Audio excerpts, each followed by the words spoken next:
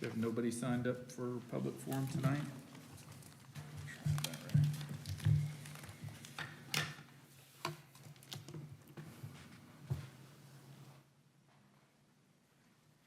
Okay, we do actually. Deb? Gunselman?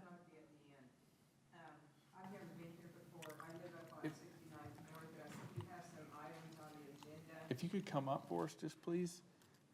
Okay, what I have to say is just really brief. Sure. I was looking at your agenda, and I see there's some items concerning the property across from where I live. To the podium there, please. This concerns 69th Street. I've been out there for 30 years. We built on 10 acres.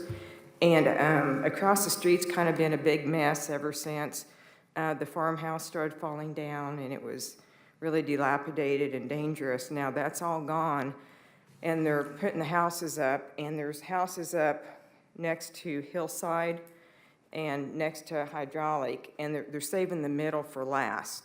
Now across the street from me, they have, I don't know if the word is platted, but the streets are in, and the storm drainage is in, and the electric lines are in. We've been getting promised for 2 years that this street would be paved. This is one of the worst streets that you could ever imagine living on. When it rains, it's mud, it tears your transmission out. When it's dry, it's so dusty, you cannot see. In fact, last summer, 2 trucks collided head-on because of the dust right in front of my house.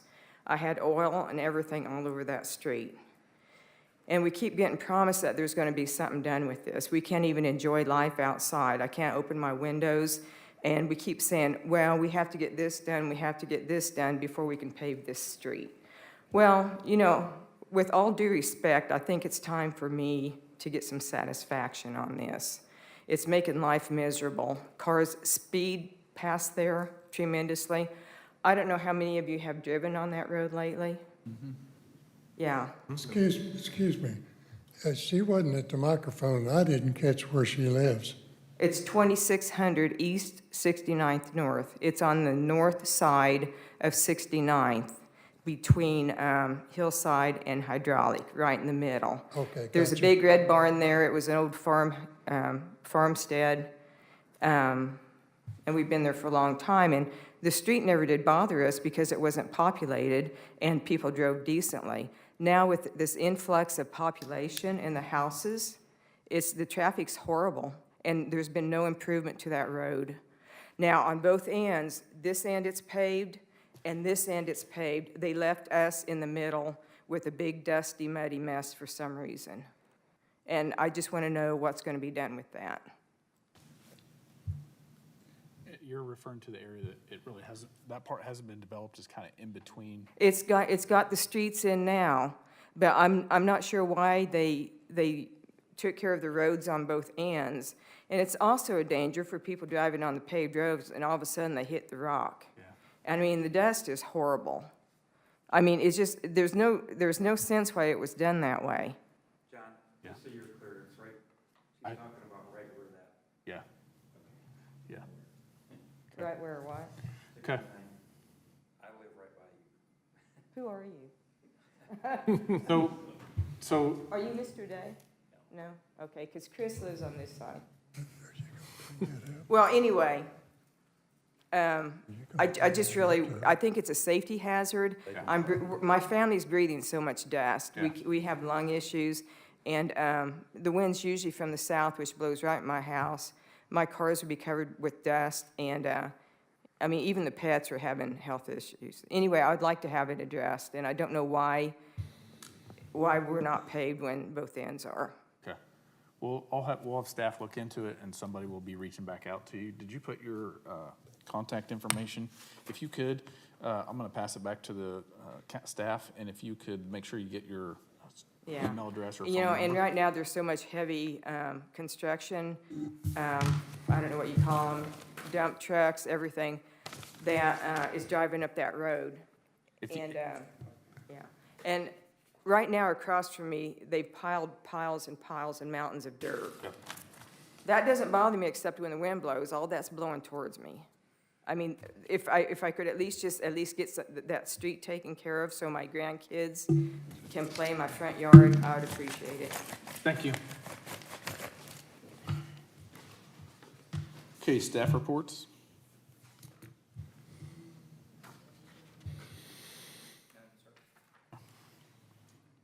All right, we're at the consent agenda. Do I have a motion? Ben, I'd make a motion to approve the consent agenda as presented. Kyle? Second. Okay, we have a motion and a second. All in favor? Aye. Opposed? Motion passes 7-0. Okay, we'll move on to old business. Discuss and consider temporary zoning permit for haunted attraction. Sean? Good evening, Mayor and Council. During the last meeting, Matt and Jack Sandberg came before council requesting you utilize portions of Hat McLean Park for parking for a haunted house attraction to be held on the adjacent property at 6603 North Hydraulic during certain days and times in September and October. Under the city's zoning regulations, Article 6, Section 101, subparagraph A, temporary zoning permits for community celebrations, farmers, and arts and craft markets, carnivals, circuses, music festivals, religious revivals, services, and similar outdoor events, and Halloween or haunted houses may be approved with conditions by the governing body or their designated representative. The two applicants have obtained permission from the property owner. The proposed dates and times are shown in the staff summary. They're basically Thursday, Friday, and Saturday nights for the weekend starting on September 22nd and going all the way through Halloween. Just for council's background information, Hat McLean Park hours are set by ordinance, and those from 6 a.m. to midnight. You have two different presentations on the pictures up here. First of all, this was provided by the applicants. This is their proposed layout. To the left is north. So at the very top is Hydraulic, and again, to the far left is McLean Park. You can see where they've identified where they're building their temporary structures. I know at the last meeting, one of the things that we were talking about was the concerns about noise, because they would have loud amplified noise. They indicated that the loudest thing would probably be a chainsaw without a chain on it. So we conducted an experiment earlier this week, and if you can go to the next slide, please, Matt. Standing right there, we're right about where it says 54 decibels in the top left-hand corner. We had a chainsaw with Public Works, cranked it up, and standing directly adjacent to it, it was 94 decibels. Then we started pacing things off. At 50 feet away, it dropped down to 68 decibels. At 100 foot, down to 64, then down to 58, and then down to 55. And then the information that we found in red was just Googled something off the internet that tells you, you know, it's not a linear equation, it's exponential. It is important to note, though, where the temporary structures are listed on this, the closest one to any house would be right at 75 feet. The one difference is where we had been measuring the sound just going straight down the street with no issues or no trees or anything like that in between. Then we decided to do it once to where the Public Works individual went over and stood in the field. Well, there's 2 tree lines in between that area. So right at the corner of that house, in the middle of the day, it was 54 decibels. And that is below the daytime limit. The nighttime limit for residential is 50 decibels. But I doubt that they will be having the chainsaw exactly at that point. That's 175 feet away. The other yellow lines are just indicating where the rest of the buildings are supposed to be located, 480 feet away from housing and 580 feet away from housing, sir. Yeah. So, Thank you. if you would like to come up here. Sure. State your name and address for the record. Jack Sandberg. I live at 530 Northtown Street in Hutchinson, Kansas. I'm the Horrorwood guy, the owner. See where it says 480? We're probably, I'm going to say, to the north, maybe 30 feet.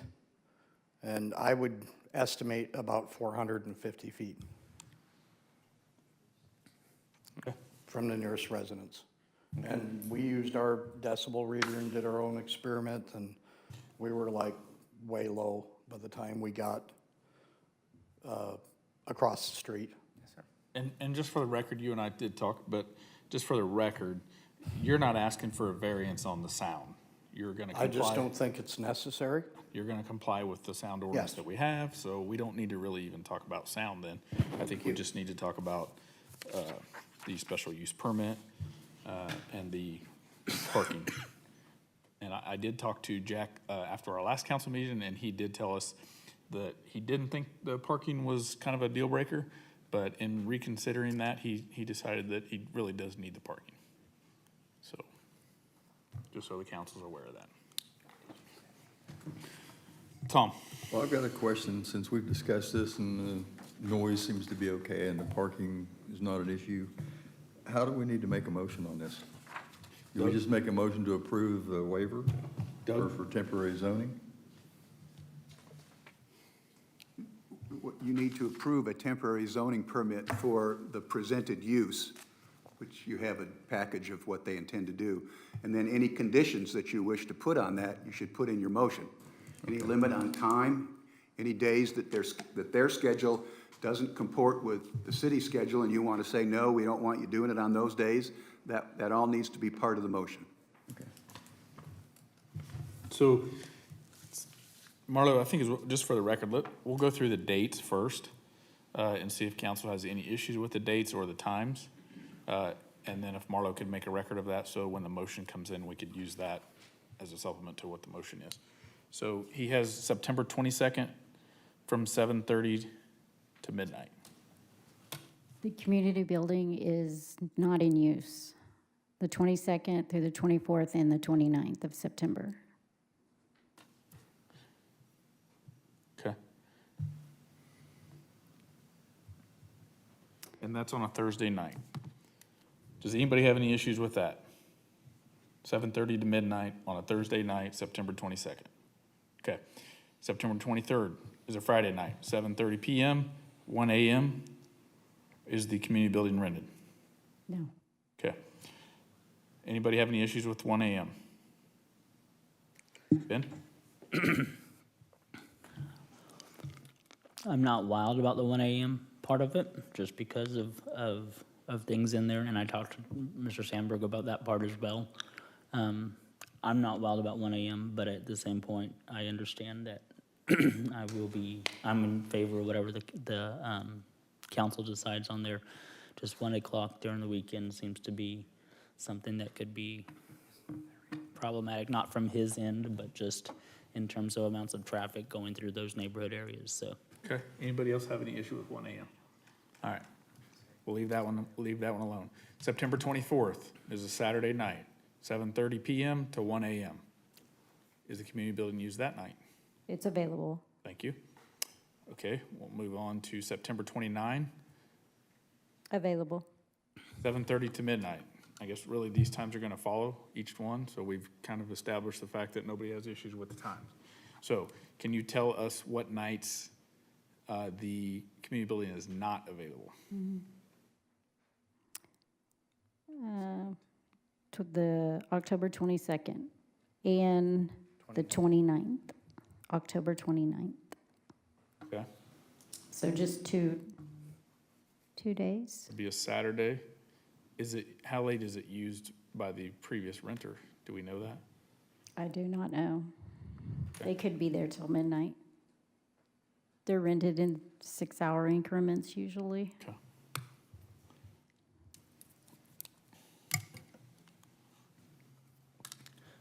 Does anybody have any issues with the times or the dates that follow any of these through October 31st? Do we have a date set yet for our fall festival? No, sir, we do not. That would be the only thing that could conflict in terms of timing early on in the evening, because that's usually the Halloween weekend there in the park. If we don't know the date, though, we can't really exclude. And I don't it. know if we do or Plus not. also at the same time, most of the time, the fall festival is handled more on the western side of the park rather than the eastern Yeah, side. I just don't know in terms of parking. That'd be my only concern, would be is the parking, because I imagine they're expecting several hundred people to cycle through. Okay, I think we've established that. My thing that I talked to Jack about this, I feel like if he wants to use the parking, that he does need to rent the community building on the nights that it's available. So there's some skin in the game on both sides. I would entertain if anyone has any more comments about it, or if you want to make a motion on that for the special use permit. Temporary zoning permit, I'm sorry.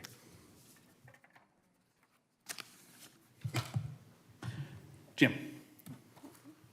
I don't have any questions and support it, so I would move to approve the temporary zoning permit for the haunted attraction event. Okay, and also allow him And renting the community building. What? And renting the community building. to allow access for parking in the city facility. Doug? Mayor and council, the city ordinances limit the park to the hours of 6 a.m.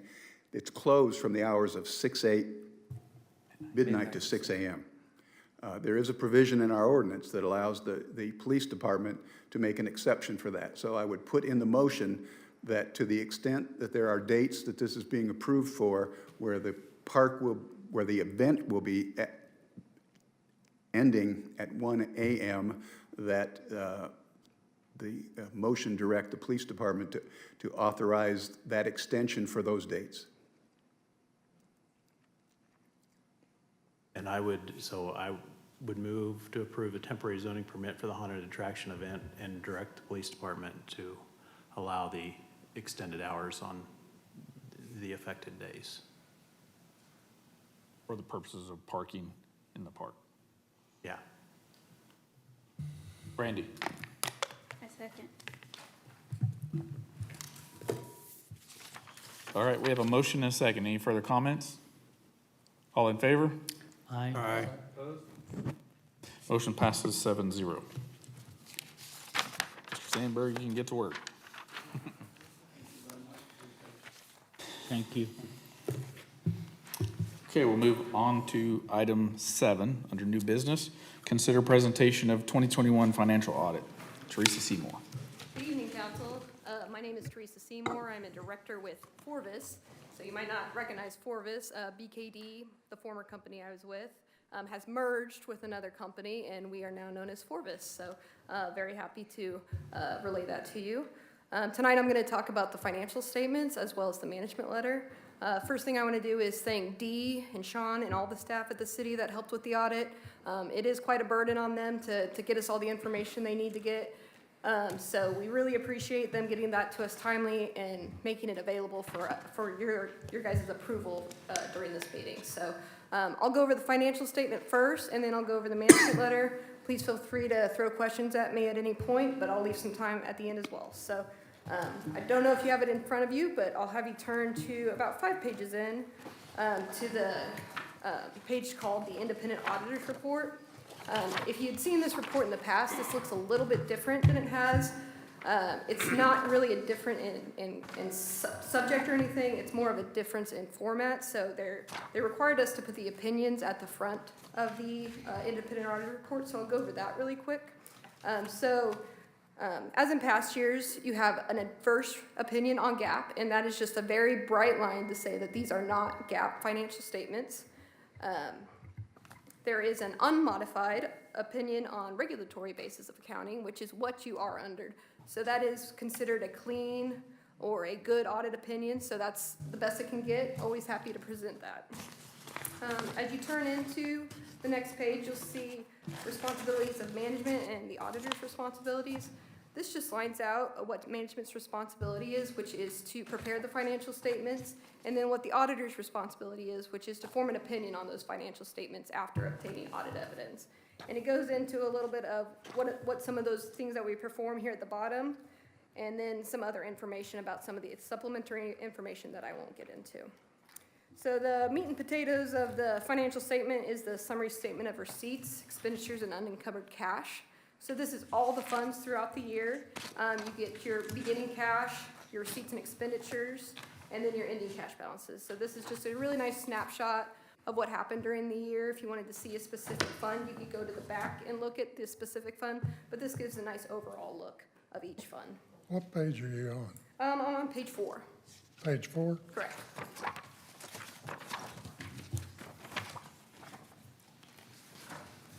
turn to page 5, so this is the composition of cash, and this just tells you exactly where your cash is located. You have some checking account, you have some cash on hand, and then you have some money in what we call the KMIP, or the Kansas Municipal Investment Pool. Next is the notes to the financial statements, and this is more of a qualitative part of the financial statements. It goes a little bit more in depth behind the numbers, exactly what's going on within the city. There wasn't really any changes to the notes this year. We didn't have any large things that we needed to do, but I will have you turn to page 15, I believe. There at the bottom, it says stewardship, compliance, and accountability. And the first paragraph there, it just talks about negative cash in your capital projects fund. And just that this is not a violation. The capital projects fund is allowed to go negative if you have funds that are going to come in and replenish that fund. So that is not a violation of state statute. The second one is a depository security violation is what we call it. So during January of 2021, the pledge security amount at Emprise dropped below the deposits. So it was a very short amount of time. You can see there in the write-up, as soon as D and the city caught it, it was fixed immediately. So for the rest of the year, you were adequately secured. So there was just a short amount of time where those deposits were not adequately secured. Next one I'm going to turn to is going to be the page 17, the long-term debt. And I just like to point this page out because this is all the debt that the city has right now. So if you wanted to look and see what debt was coming up for payment, what debt you have, these are good places to look for that. And then the last page I'll talk about on the financial statement is going to be the summary of expenditures on page 19. This is the statement that shows all of the funds that have a required budget. It shows the budget, the expenditures, and then if they were over or under budget. If it's a negative amount in that far right corner, or that far right column, then it's under budget. And as you can see, they're all in negative, so they were all under budget, or at budget for a couple of them. And like I said, the rest of the statement kind of goes into detail of each of the funds. So if you wanted to look into more detail of a specific funds, that's where you would go to look. I'm going to go over to the management letter now. Letter looks like that. So the management letter is a required communication from the auditor with those charged with governance, in this case, the city council. And it's just a standard that requires that we communicate any significant matters that we found during the audit. So that's what this letter does. If you look at the bottom of that first page, you'll see that if the significant accounting policies of the city are located at note 1 of the financial statements. If we had any alternative accounting treatments, we would note that there, which we did not have. If we had any management judgments or financial statements disclosures that we thought were particularly sensitive, we would point them out as well here, which we did not have any of. We also, in that middle section, talk about any audit adjustments that the auditors posted. So we did have 2 proposed audit adjustments. One was just a cash basis adjustment to make sure your utilities were on a cash basis. And then there's some money that's held in an employee health reimbursement account that we put back into cash. So that's just a reclass there. And then the rest of this letter, if we did have any internal control deficiencies, we would list them in this letter. And I'm very happy to report and give all the credit to Dee and her team. We did not have any internal control deficiencies that we were going to report today. So that's all I had. I'm happy to answer any questions that you have. Any questions from the council?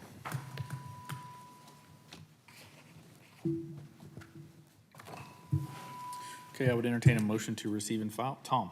I'll make a motion to receive and file. And Kyle? I'll second that motion. Okay, we have a motion and a second. Seeing no further comments, all in favor? Aye. Opposed? Motion passes 7-0. Thank you. Appreciate the city's time. Thank you. Item 8, under new business, discuss and consider Park and Recreation and Tree Advisory Board appointment. And this would be Angie Carter being appointed to the Park and Rec and Tree Advisory Board. The term would end June 30 of 2024. Tom? I make a motion, we approve the recommendation of the mayor for Angie Carter to the board. Thank you. Kyle? I'll second that motion. Okay, we have a motion and a second. Any further comments? All in favor? Aye. Opposed? Motion passes 7-0. Item 9, discuss and consider the vacation of a portion of Newport Street as dedicated by Prairie Hills Addition, located south of 61st Street North and east of Hydraulic Avenue. Good evening, Mayor, Council. Russ Avey, Interim Subdivision Administrator. And like the last time I was before you, this is a vacation of unneeded street right-of-way that's being processed under a different set of statutes. This time I was able to prepare a staff report with some graphics to help identify the unneeded right-of-way. I will want to point out one thing. Staff was recommending approval of the vacation case subject to two conditions, both dedications of easements. The second dedication for a hammerhead turnaround is unneeded. I was able to speak with Sedgwick County Fire, Robert Timmons, and we both felt due to the length of the remaining portion of the street right-of-way that turnaround is unnecessary, and Westar would be in agreement with that assessment. So a slight change to what staff is presenting to you. We recommend approval, subject only to the dedication of a utility easement by separate instrument. I can stand for any questions you may have. Thank you, Russ. Jim? I don't have any questions, Russ, so I would approve the vacation, make a motion to approve the vacation of the street right-of-way. And move to approve ordinance 1147-2022, an ordinance vacating the street right-of-way within the city of Park City, Kansas.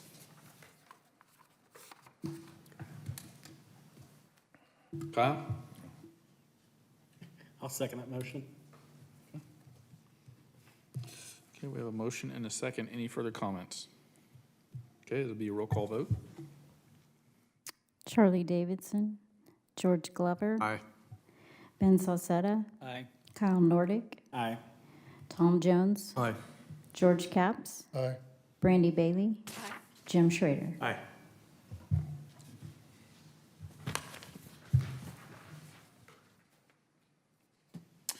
Thank you. Motion passes 7-0. We'll move to item 10. Russ? Thank you again, Mayor Russ Avey.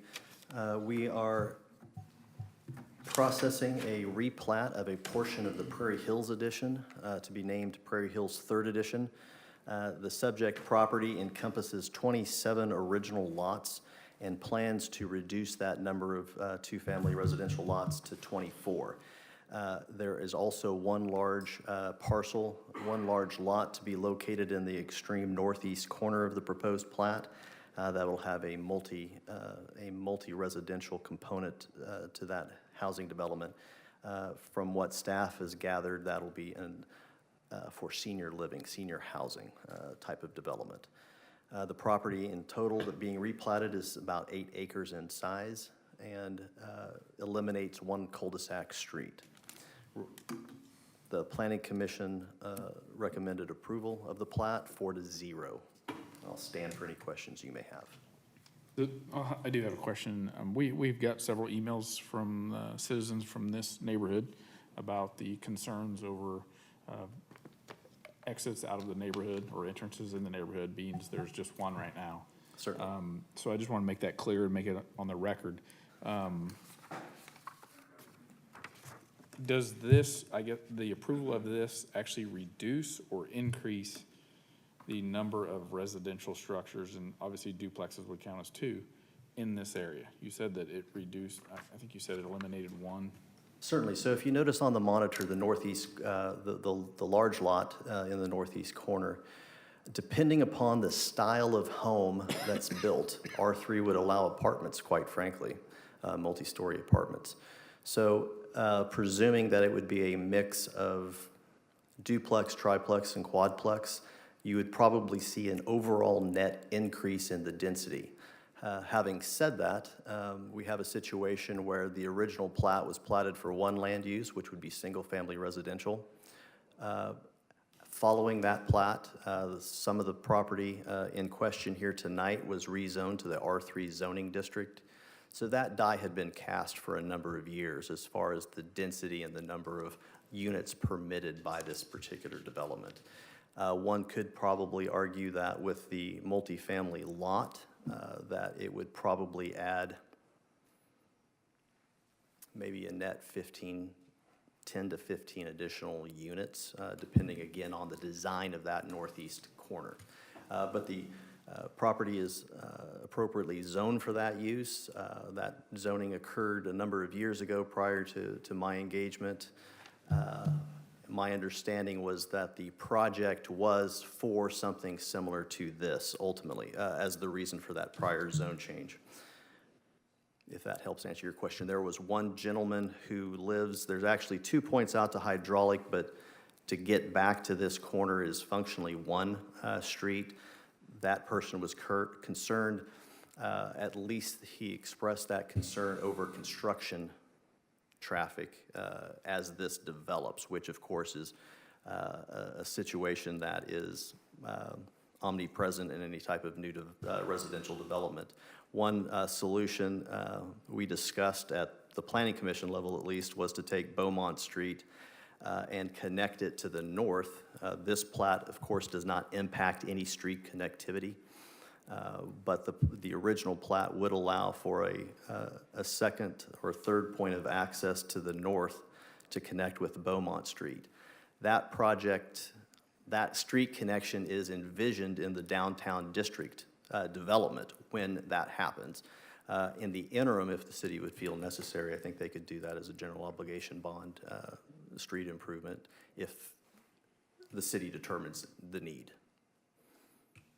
Because I do see a public safety issue with this, not just with a lot of traffic, but there is that one street, and I know it turns into two, but prior to that, it's just one. And if that one's blocked for whatever reason, whether it's a tornado that comes through and blocks it with, there's no entrance or exits for emergency services in and out there, and I just feel like we really need to step that up and get that fixed.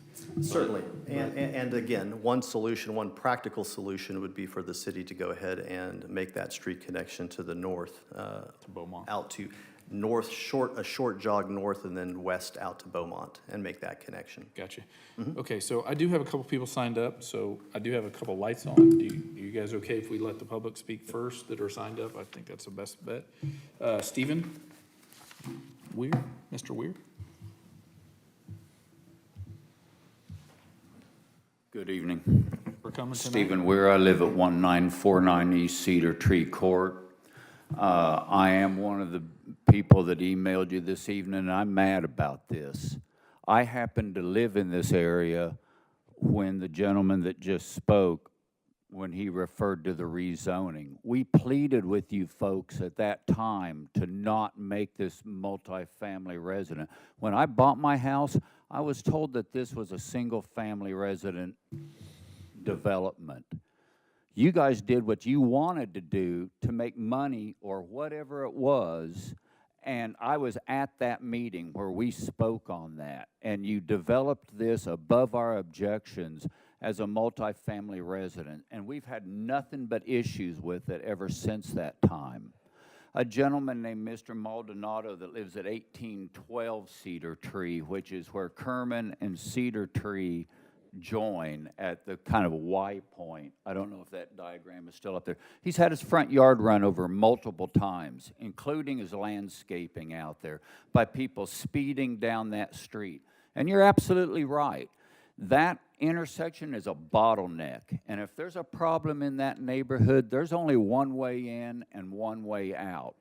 And that's unacceptable to me. I know it's unacceptable to the people of the homeowners association in there. And I call upon you, I expect you to do something about that, because I'm getting tired of being run over by this city council. We got a water rate rammed down our neck. Now, I know that doesn't apply to just Prairie Hills, but we got a water rate increase, which was 20 or 30% in some cases, in a time of 8% inflation, when most of us are having a hard time putting gas in our cars and buying groceries. And now you're going to ram a total of 24 additional multifamily, which means probably at least 48 separate households in there, 37 single-family, in addition to the 17 multifamily that are already under construction. That's over 80 new housing units that are going to be in out there, and you provide us with one street in and out. On a daily basis, our security cameras pick up people speeding, people dumping their trash, people running over people's property, going through there. Those people aren't invested in our neighborhood. They're renters. They don't give a damn about Prairie Hills Homeowners Association. And I'm sick of it. And we get very little police presence in there. I've never seen anybody write anybody any speeding tickets in there. We've talked to you folks about doing something about the speeding in there. We finally get a 25-mile-per-hour speed limit sign in there, but I've never seen ticket 1 written in there. And we're homeowners and we're taxpayers, and we deserve better than that from you. And you've got Millsboro right out here already cut, and a cut for Millsboro down there in the duplexes, and nothing's been done with that. You're talking about hooking up with Beaumont. Millsboro needs to be a route in and out of there. You can tell I'm angry. And make no mistake about it, this gets rammed down our throat with no additional entrance and egress from Cedar, other than Cedar Tree. I'll remember who voted for this and who voted against it. Trust me. And I'm an advocate, and I am an active voter, and I'm not afraid to talk to people. And I will remember who rams this down our throat if we don't get additional entrance and egress out of there. Don't think I'm bluffing. We deserve better. We're homeowners and we're taxpayers. And whoever it was, I couldn't tell who was speaking, that mentioned the fact that it's a public safety concern. I'm an ex-firefighter. I understand these things. And you're absolutely right. It is a public safety hazard. There's one narrow street. And I don't know, have any of you ever driven on Cedar Tree through there? When you hit Kerman, that's already a bottleneck as it is. We need more entrance and exit out of that place. Okay. If anybody's got any questions, I'll be glad to entertain them. Otherwise, I've said my piece. Thank you. You're welcome. Okay, Beth Colson.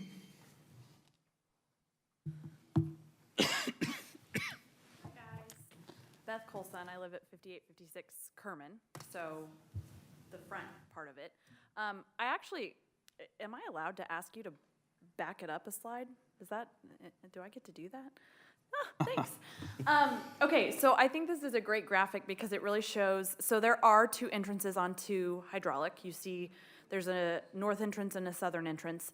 The only people who use the southern entrance are those, for the most part, are the people that are on Kerman Street and in Kerman Court. Every other person in that neighborhood, every other person uses that Cedar Tree that almost is a straight line back and then kind of explodes into other things. And I know we were here a month ago and we talked about this. I know you guys are really aware that we as the homeowners are really more than just frustrated, but significantly concerned. Like the mayor said, there have been already in the past, there has been an instance of a gas leak that right at that little, whatever shape you would like to call that, it's not really a T, but right where Cedar Tree and Kerman meet, that house right there to the, not very good with directions, east, yep, had a gas leak and they had to rip up the whole driveway and nobody could get through.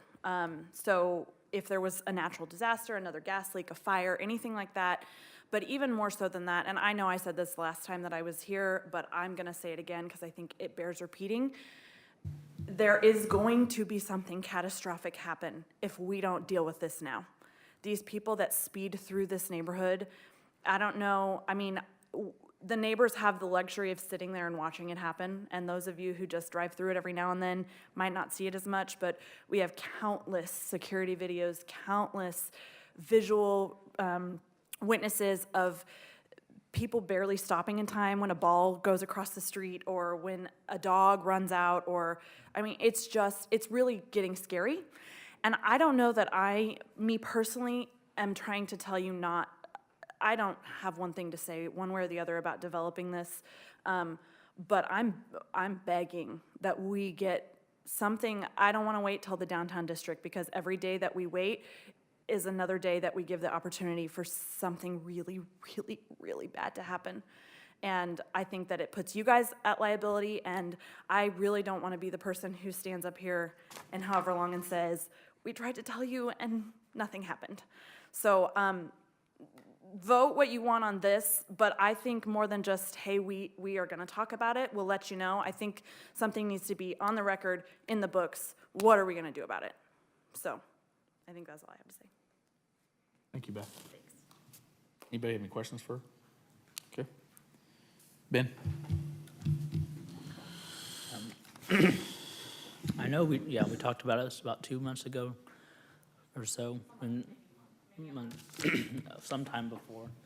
I agree with John and with what's been said here, that the access point is something. And Russ, you said that the fire department was okay with this design? Maybe I misheard, so I apologize. No, sir. Again, Russ Avey, the fire department approved the vacation to the south, where Newport Street went into the new Pratt Industries. Theoretically, that Pratt Industry 80 acres could have been a similar residential subdivision where we would have that connectivity. Now that it's a different type of land use, we don't want that connectivity. I was only talking about potential solutions to additional street connections that would be ready from the standpoint of having adequate right-of-way dedicated for such purpose. In no way has anything been discussed. Two mutually exclusive Sure, sorry, issues. thank you for The subdivision clarifying. plat is one thing, and it's more or less an ministerial type of process. What we're talking about is other public improvements to relieve some issues. The assumption of the way this is designed always assumes that a relative pace of development would occur. Nobody expected the 40 acres to the north to remain undeveloped. Nobody really expected the property to the east to remain undeveloped. This subdivision will ultimately connect out to Hillside. And I wanted just to clarify one thing, in case I misspoke. The plat in question takes 27 lots and reduces the number of lots to 24. It doesn't add 24 on top of the on top of the 27. So again, it's a fewer lots, but as the mayor points out, the one large lot could contain more dwelling unit capacity. So it is reasonable to assume that the overall density of residential dwelling units on this particular property will increase even though the lot count decreased. Okay, and thank you for clarifying that, because that was my impression as well. In terms of this, I know there's a lot of way you can adjust for market demand and such over a period of 15 years or so, 10, 15 years of development to know what's needed in terms of residential one versus, multifamily and such like that. Unfortunately, for those who bought in early, as times change, we see this happen up at 61st or 69th and Hydraulic, where duplexes have been built in there as well, which was not the impression that the developer gave to the residents there. It seems to be the same instance here. And ultimately, I understand the council at different points can change zoning, but it's the developer that's driving that boat there. It's not the city council. So to that part, I don't have a problem necessarily with the changing of this zoning, but I do agree, and I do think very much importantly that we owe it to the citizens of this area, who are taxpayers here in Park City, to provide that access point out there. Because it is, again, even as Beth mentioned here in her comments, it's important that we provide safety and security to all of our residents, no matter where they're at there.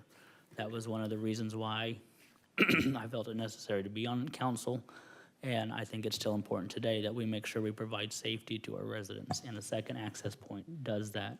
I don't know if Beaumont's the best or if Millsboro, but I think that that's something that we should tackle, and we should tackle here relatively quickly to alleviate this, because again, it's correct. Everything's fine until the first incident happens. And then we'll be standing there asking the questions. So I would support something that would move this along quickly to provide a second access point. Tom? think I said something the last time this was brought up, but fire protection forced us to do something up Saddlebrook, which was put a gravel road on the north side so they could get access in and out. And a gravel road doesn't solve anything here, but it would allow another access if we did that temporarily. And I think long-term, we need to look at a second way in and out of there, and I don't know when that's gonna happen. So, whether it be Beaumont or Newport, that is a congested area in there. It hourglasses down and then spreads back out. And there's a lot of traffic coming in and out of there now that didn't used to be there.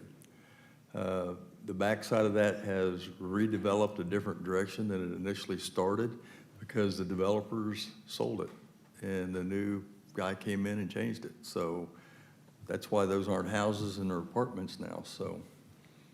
But the model changed. Okay. My only fear of putting a gravel road in is I just don't know that many people are gonna use it. I know it'd be fine for emergency services when you need it and that second access, but I just don't know that a lot of people are gonna use a gravel road coming out of there. Jim? Yeah, I think this is an issue. I remember the conversation a few months ago as well, and a few of us have gone out and drove it, and drove it several times, and I see where you're all coming from. I sure support getting a second street access in there. I really don't have any issue with what Russ is talking about tonight, but I'll be awfully supportive of getting a second access.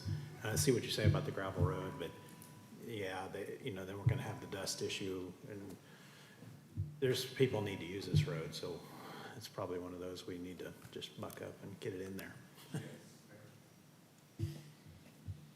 Brandy?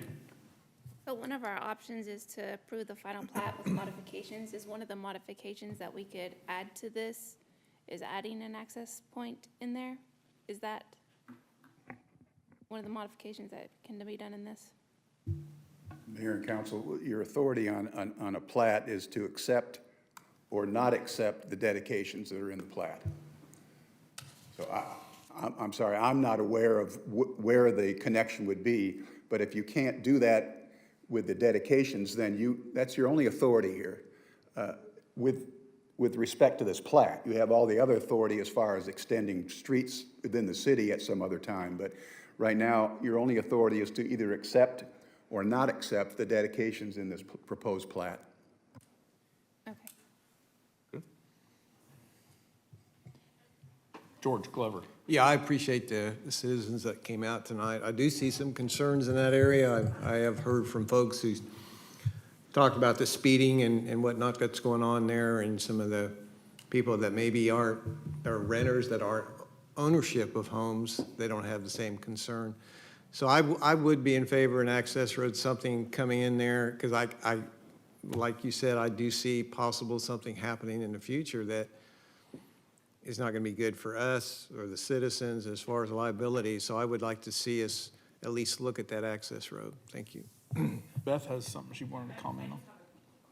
Sorry, I'm gonna knock you out. Okay, I hear and respect what you guys are saying about we either approve this or we don't approve this.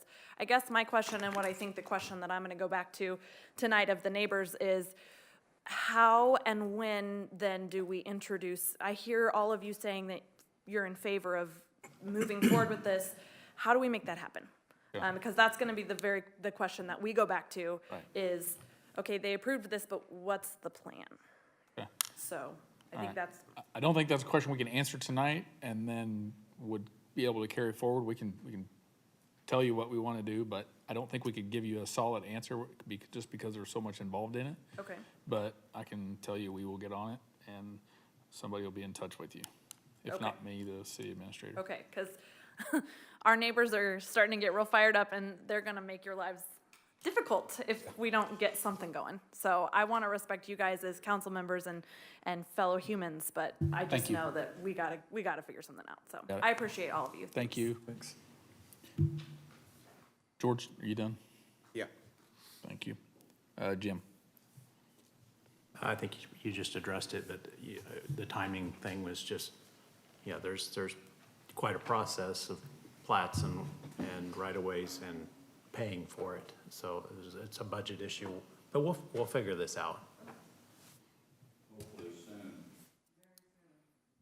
Okay, I would entertain a motion from somebody. on one of the suggested motions that's noted on the item?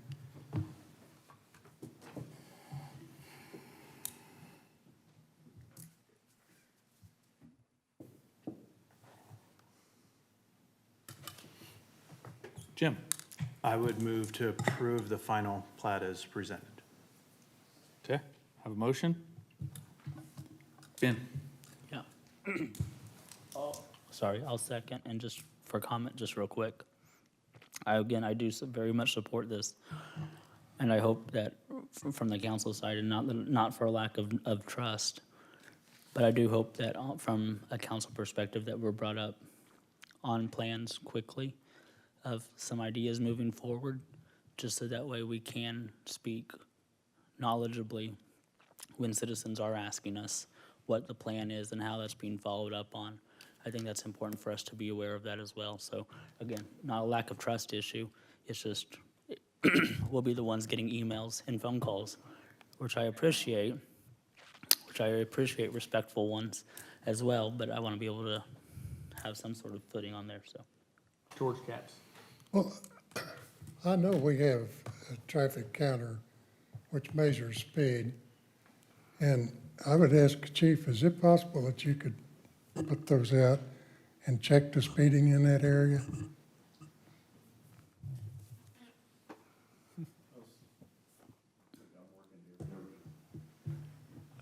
So the traffic counter, the one that uses the black hoses, that's been obsolete now for several years. The software that came with that doesn't work with the computers that we have now. So we don't have that available anymore. We do have a radar recorder, the sign, which we can put out. We run into some difficulties in residential areas, trying to find a place where we can set it without setting it in somebody's yard. We can't leave it in the street. But I can discuss that with the city administrator about the options that we have available. I would be interested in like those hoses. You know, we used those several years ago, and it was eye-openers, you know. You hear this stuff, but you get it in facts. Right, yeah, and I think there's some good options, I think, that are available that probably are even, you know, technologically a little bit ahead of the hoses, that type of thing, but that would be a good tool to have. Have you received several complaints about speeding over there? We've heard from the folks that have been here in the city council meeting. Other than that, I'm not aware of complaints. That's not to say it's not occurring, but it's just saying I haven't heard from the residents over there. Often what we see, and I don't want to speak for sure to this situation because I don't know without getting the data, but often what we see is people are driving faster than what they ought to be for the circumstances, or it appears to be fast because of the curves and so forth. We've seen this in other parts of town, and they may be within the speed limit, or they may be very close to the speed limit. The 20-mile-an-hour speed limit is a tool that's helpful to us because that's a more realistic speed limit for a residential area like this. So for instance, if we go out and somebody's doing 30 miles an hour, that may be, if the speed limit was 30 like it used to be, and they're doing 31 or 32, 33, we're not going to probably write them a ticket, Sure. you know, in those circumstances. But if the speed limit is 20 and they're doing 33, that gives us a tool to be able to enforce the speed limit a little bit easier. If Well, that yeah, makes sense, so. I understand that. Someone driving 35 mile an hour through there is pretty darn fast. Right, and that's one of the reasons we asked for the 20-mile-an-hour speed limit, and I think that's, appreciate the fact the council went with that. But to answer your question, we don't have the hoses, but we have some other tools available or that we can get that would help us be able to do a speed survey. Okay, thank you, Chief. Kyle? Yeah, I'd just like to thank the residents that came out tonight and voiced your concern. I understand that the issue at hand right now is the platting and not that of the additional entrances and everything, but I will echo council member Salceda in that if we can get staff to expedite that options, that would be very beneficial. Okay, we have a motion and a second to approve the final plat as presented. Seeing no further comments, just a roll call. All in favor? Aye. Opposed? Nay. Motion passes 6-1.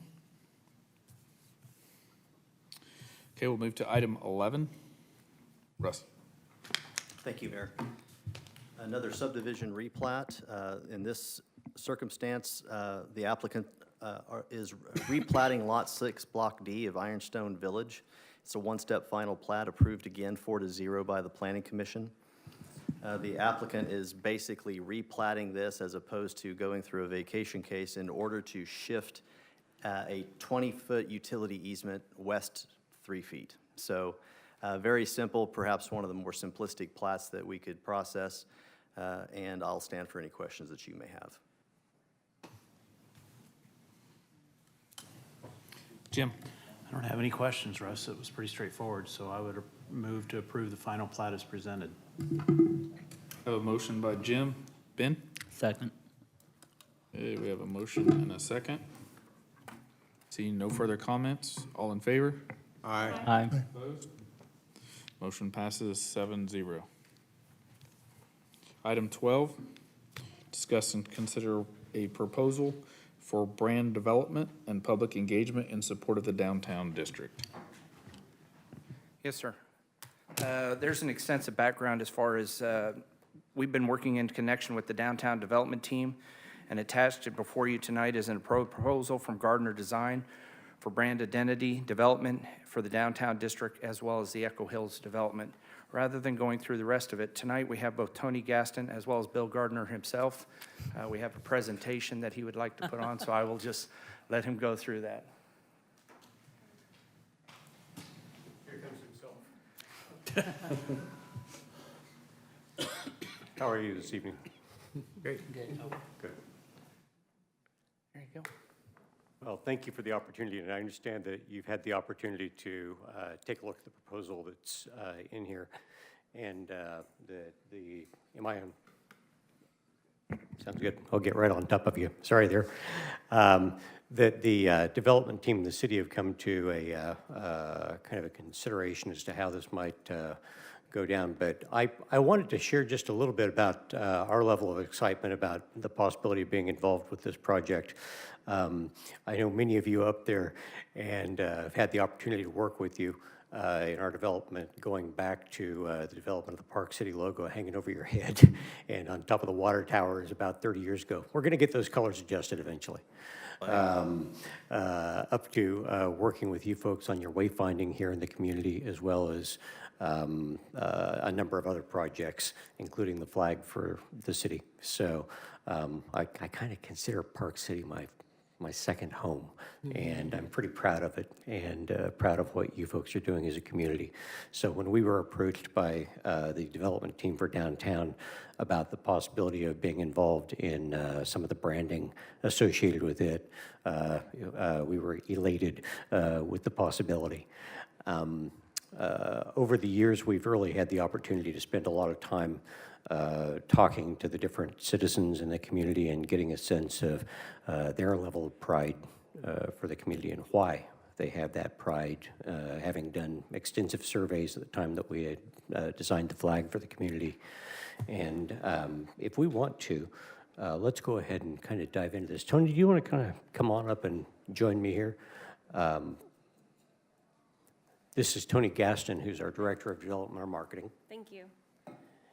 And this presentation just quickly shows a little bit of the identity work that we do. We're very fortunate that we have clients from Fortune 500 to small boutiques, but frankly, it's projects like this that really have the heart and the soul that we love getting involved in.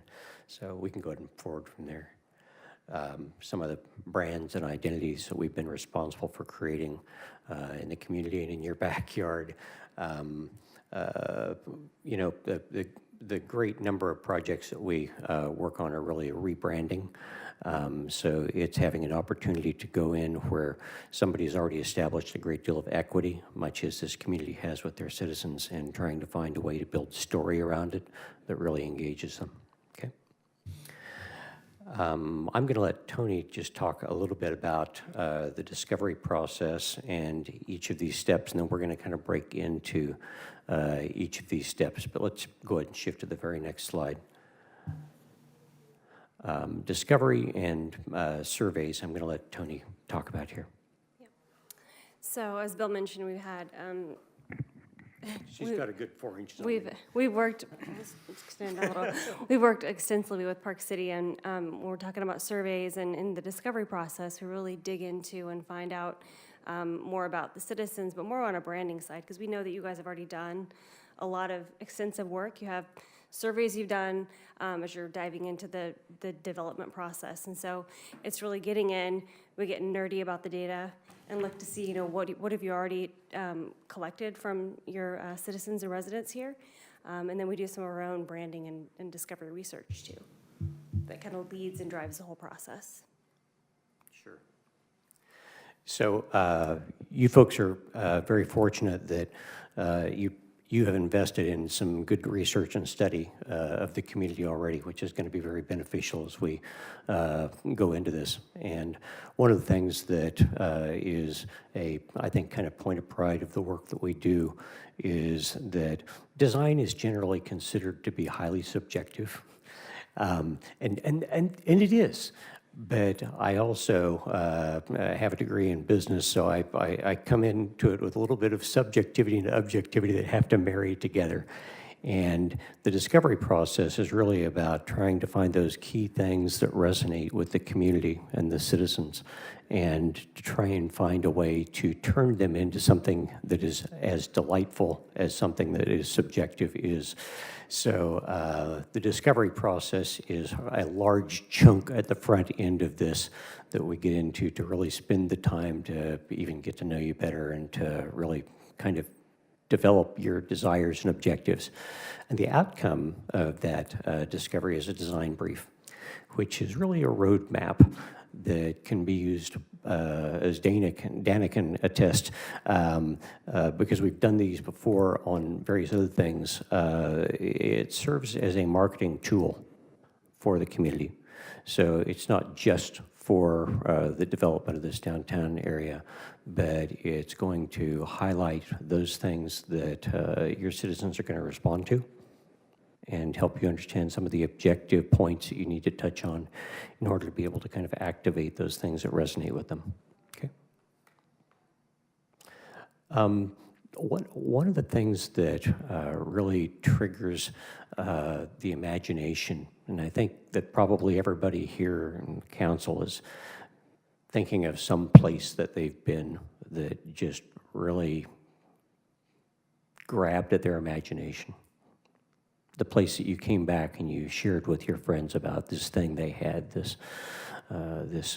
centerpiece, this story of this community, this story of this building you visited, or the story of Crystal Bridges, or anything that really captures the imagination generally has a story and has a theme.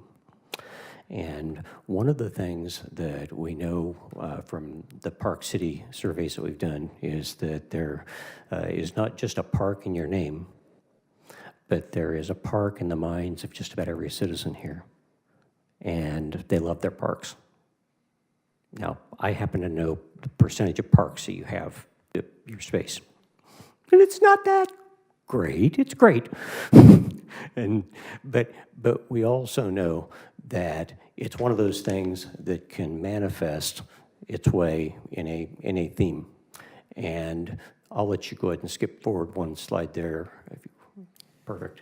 So when we start talking about a theme, it's that idea of, as you start to develop this downtown area, is there some central core to it, some story to it that people are going to remember and share with others in other communities, in other cities, in other states, about when they pulled off in Park City and they saw this thing, this wonderful, this great place, this great enthusiasm amongst the citizens, the types of buildings, the things that existed there. And that's what we'd love to see happen inside of this development. Let's go ahead and pop forward there one more. I love this word, follies. Some of you may be familiar with this. It's one that my father introduced to me as an architect, and it's this idea of this thing that is oftentimes serves as that core element in a community that may or may not have a purpose. In Europe, when people had far too much money, occasionally they would go out on their land and they would build a little castle or something that really served no particular purpose. And that's where this idea of a folly came from. But in architectural terms, oftentimes it's something, it's the way a building is designed, it's the way that some element happens that, again, really captivates people and makes them scratch their head, but they love it. I'm going to go ahead and pop forward. So as part of this project, what we'd like to do is think about how does a theme tell a story about this community? How do we relate it back to the parks? How do we relate it back to give you a personality that people are going to recognize? And we can pop through these. These are a variety of different follies in different communities. These core little centerpieces, you could think of it almost as a water park manifest into some kind of a structure sometimes. But it is that element that brings that sense of whimsy, that brings that sense of personality back out of the ground and rises up so that people remember the community. I'm not really sure about the one on the left. Another thought we had, and I'm just sharing these as thoughts and ideas on themes as you start to think through this. There's a wonderful building in Chicago that was built at the turn of the prior century that at the time it was being constructed, they wrote letters, back when they wrote letters to the folks in charge of every major structure around the world that was a landmark. And they said, can we talk you out of a stone, a single stone from your building, from the Great Wall of China, from the pyramids of Giza? And I'll let you go ahead and jump forward here just one. So they brought back these stones, and as you walk up to this building to this day in Chicago, there are these stones that stick out from the limestone surface that have a little inscription underneath each one that says where it's from in the world, so that you can actually put your hand on it and go, wow, that was from the pyramids in Giza, and this was from the London Bridge, and this was from, and I kind of love that idea because people come from all over the world to Chicago, and they go back and they take pictures of this and they show it through social media, and it gives them a chance to talk about a community. One of the thoughts we had was, could you do something similar? Could you gather benches from various parks of note around the world and pull them together as part of this core? Could you replicate those benches? Could you bring in something from different communities, different famous parks? Because this is Park City. Is there a way that you can bring that into this theme? You go and pop forward there, a couple more. Just different benches from famous parks around the world. One of the things that dawns on me about these is there are actually communities that have had wonderful benches and seats constructed entirely out of tiles. As cushy as these may look, they're hard as all get out, but they are constructed out of glazed tiles in communities, and they become this heart and the center of a community that everybody wants to go sit on and have a photograph taken and posted again to social media. So it's thinking about how do you take this downtown and really market it out to other people to create this thing that people want to come to. You go and pop forward. Going to Barcelona, yeah. So the next part is the naming and the identity of this area. And, it's pretty easy to say, it's Park City's downtown. But when you start to think about it, can you build some imagination into that? Can you give that a name that people want to come back to? We all know where Crystal Bridges is in Arkansas, but you don't refer to it geographically, you refer to it as Crystal Bridges. Can you develop some kind of a moniker that attaches to this downtown that people want to come to and be a part of? And on top of that, is there this visual element that ties to it? We can go ahead and pop forward there. Thanks. You want to talk about the nomenclature?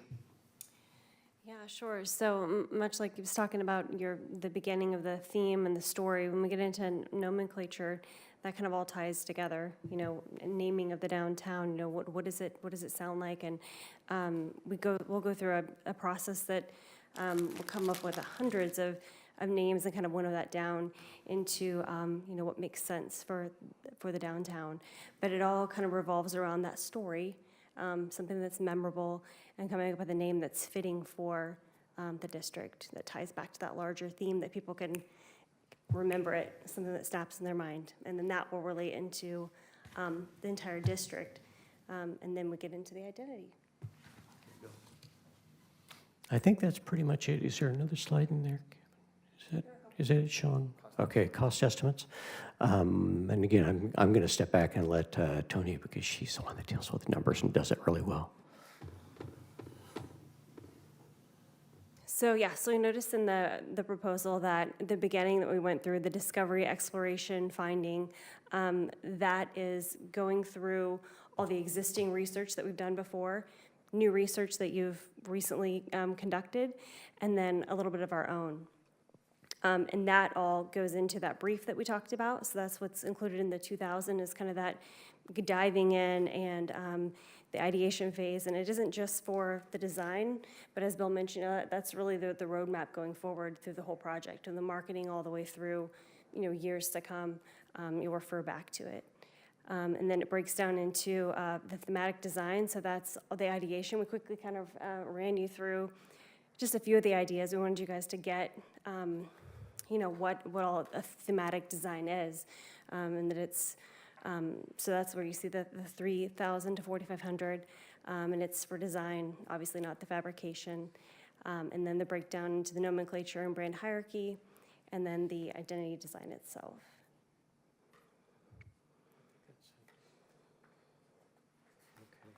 Questions? I don't have any questions specifically. Well, I guess I should say I do have one. This is a cost sharing, is that correct, according to?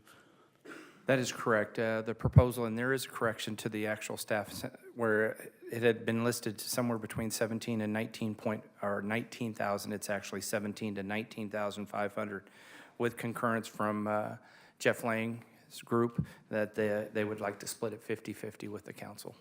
So I'll say this. So Bill Lear, when moving from Switzerland to Kansas, said this: if I wanted to build automobiles, I'd move to Detroit. If I'm gonna build airplanes, I'm gonna move to Wichita. And I'll say this: if we're going to do a design district that involves the creation of this exhibit or this area, there's no better to go to than Gardner Designs for this. They have the experience of Park City. They've been here 30 years doing work in our community, and so they really do understand a lot of that. They have working relationships with our staff already and have been involved in our community outreach for many for many years. So I would go ahead and make a motion to approve the proposal and authorize the mayor to execute an agreement in cooperation with Lang Real Estate for Gardner Designs for brand development and public engagement in support of the downtown district. Tom? I'm going to second that for discussion. I have a question, and I heard that Lang was brought up because they're working with us on some different activities. And I wanted to make sure that this wasn't going to be focused on 40 acres and not look at the rest of the community. We're looking at 40 acres and branding that piece of it, but I would like for it to be a little more global than that and bring some of this other stuff in. So that would be my put on it. And I would just like to think about a bigger picture. You can focus on the area, but it'd be a bigger picture for the city, so. Yeah. Tom, can I call you Tom? Yeah, that's fine. You have before. You're absolutely right, and I love what you just said, because I think you're going to find, and we've experienced this before in doing this kind of a project, is that you develop that core theme, right, and it grows like crabgrass, nice crabgrass. Because it's something that that idea spreads into the community, and it provides you a theme that you can actually lynch on, grab onto, and build out into other areas. Now, whether the Lang team would be involved beyond the perimeter of the downtown area or not, I don't know, but the idea, the figment of whatever we come up with is certainly yours and can expand way beyond those borders. Didn't want us to partition off the city. I would Yeah. like to do something that kind of grows it all together. It might be focused on the 40 acres, but we need to bring the rest of it into, to that 40 acres? Okay. Jim? I don't really have much to add, other than I was happy to see your name on this, because I remember working on the flag with you very well, and you and your team did a great job, and that was a very informative process for me that I would not have figured out on my own, so. You guys are all being so generous. Could you come to my next client meeting? I've got one in the morning that I'm a little bit shaky on, that I need some backup. So, yeah, that's all I wanted to say was Okay. thanks for Thank you, doing Jim. all this, and I would be very much in favor of this. George Capps? Well, I'm trying to make sure, what are you advocating for a centerpiece for this? I don't know yet, Brandy, and that's the, so Tony made a good point. When I start weaving up here, the different examples I had given of the benches and stones and a folly and these different elements, they're just to get your imagination going and to start thinking. But whatever we do is going to draw out of that second phase of the project, which is the development of a theme. And it is out of that discovery that we come up with whatever that theme is that resonates with you and with the community.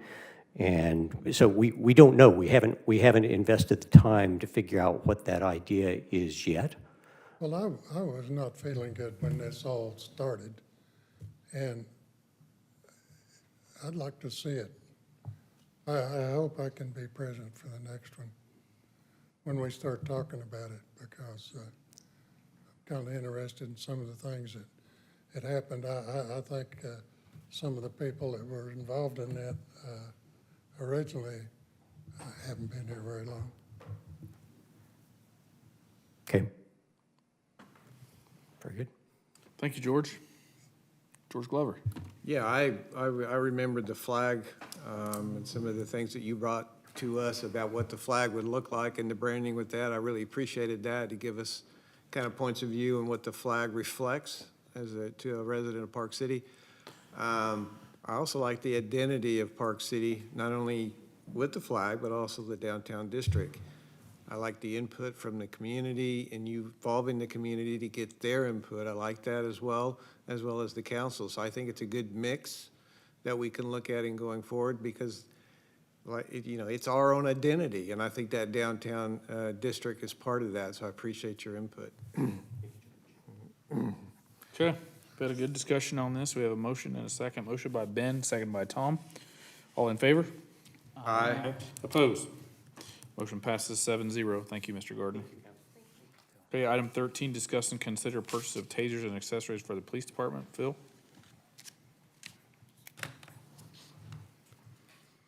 Mr. Mayor, council members, the police department, the last time we bought new tasers, we bought only the number that we needed for the positions that we had filled at that time. Since we filled all the positions now, we have some new officers that we need to be able to issue tasers to. So we need to purchase 3 more. Just to explain the way that this, the purchase of the model and so forth, we're on a 5-year plan, so we pay a fee every year for 5 years. And at the end of the 5 years, we own the tasers. That pays for the warranty, pays for the tasers themselves, the software, and so forth. We're in year 4, so next year will be year 5, so we're looking at replacing all of these next year. So they're transitioning away from the model that we currently have. So what I'm proposing is we go ahead and buy the new model now. So we'll have some new officers will get the new model taser a year earlier. To me, it doesn't make sense to buy the older model that's been phased out and then have it be essentially be obsolete earlier. The cost difference is not that substantial. Okay. This is a budgeted expense. I'd recommend approval of the purchase of 3 tasers and the associated accessories in the amount of $8,310.12. Can I be glad to answer any questions? I'd entertain a motion. Kyle? Yep, I'll make a motion to approve the quote from Axon Enterprise, Inc. in the amount of $83,1012 for 3 tasers and associated accessories to be paid out of the general fund, police department. Thank you, George Glover. I'll second the motion. Great. Any further discussion on that? Very good. All in favor? Aye. Opposed? Motion passes 6-0 with Ben absent. Thank you. All right. That was our last item. We have governing body reports. Jim, kick it off. Just looking forward to seeing everybody at the 4th of July events coming up next week. So, question on the council float, do we need to sign up to get our entry, or has that already been done? Yes, you do need to sign up. Okay. And I can send you the email of Dalton Black so you can get it set up. It won't be any problem. I'll take care of that, and then I think I know who all was gonna. I've got a list right here. Perfect. Great. Thank you. That's all I have. Thank you. Brandy? I just want to ask that for Prairie Hills, that we can move sooner than later on that and figure out funding. I know we're in the budget process right now, but let's look at how we can get that taken care of and get some entry points in and out, whether it be 1 or 2 additional spots, but I think we really need to address that issue and get it taken care of quickly. Sean and I did talk about that at length this week, and we are working on something right now, so. George Capps? I don't have anything. Thank you, George. Tom? I got 2 things. One is I noticed they got counters on southbound exit lane on 135 at 53rd Street today. I don't know how long they'll be there, but I hope they didn't pick a bad week to do that, because sometimes there's a lot of traffic, sometimes there's no traffic, depending on what's going on in the area. I would like to thank KDOT for that, because we've had some difficult conversations over the past couple months with them unwilling to consider temporary span wires and temporary poles for lights at that time. They have had bad situations with previous communities that have promised to get something done and then 9 years later still not being done, and I've asked them not to hold that against us. So Sarah from the home office out of Topeka had indicated that she would have her counters from Hutchinson that live in Hutchinson come down here and execute that on both exits, so. And the other thing I got is, I was looking at that plat, and where it would conceivably put a street through if we did something south of the old City Hall, that's all city property there, isn't it? So it would be on us. Wait, what? Well, unless you do an improvement district or What are you something. talking about? Where the Kerman goes through or Beaumont comes up, that property all in there in that quadrant is part of our 40 acres, isn't it? Part of the downtown So district. that would be our road. Yes. Okay. I just want to let council know that there wouldn't, unless we got creative, there wouldn't be any spread in the wealth of that. What do you mean? Those, that could be spread as a special but it- assessment against the property, and then at some point, if we transferred title to the Okay, and I property, the understand that. specials would follow the property and go to whoever the purchaser was. And I understand that, but today's, it's ours. Okay. Right. And my thoughts is, we spent $100,000 on a temporary road that in 2 or 3 years Right. has to come back out. Or we find a plan that develops the property sooner than later, maybe phase 1, that will sell it and spread it to special assessments. I understand. And have the option to go ahead and bring that back north. Kyle? I don't have anything for tonight. Ben? Want to wish everybody a happy 4th of July this coming week. Here, don't forget to come out on Monday. The parade is 9 o'clock here along 61st Street up to Hydraulic. Is that the correct route, I believe, still?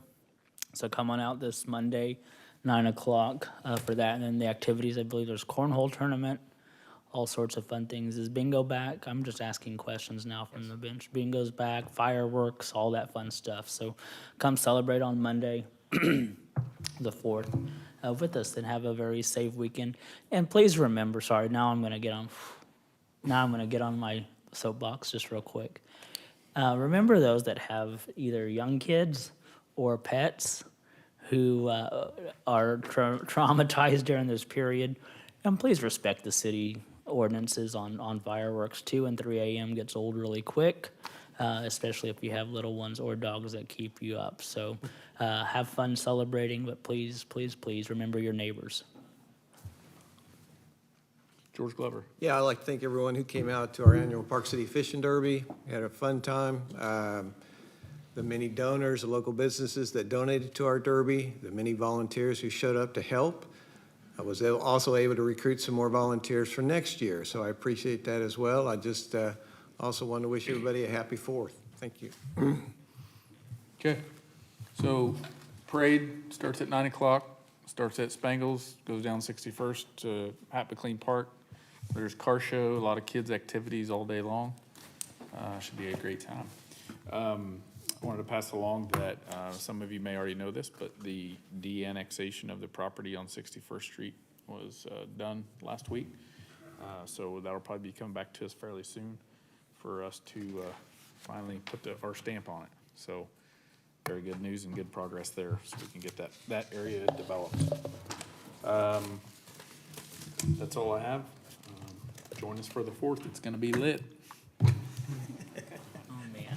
I'd entertain a non-debatable motion. Ben?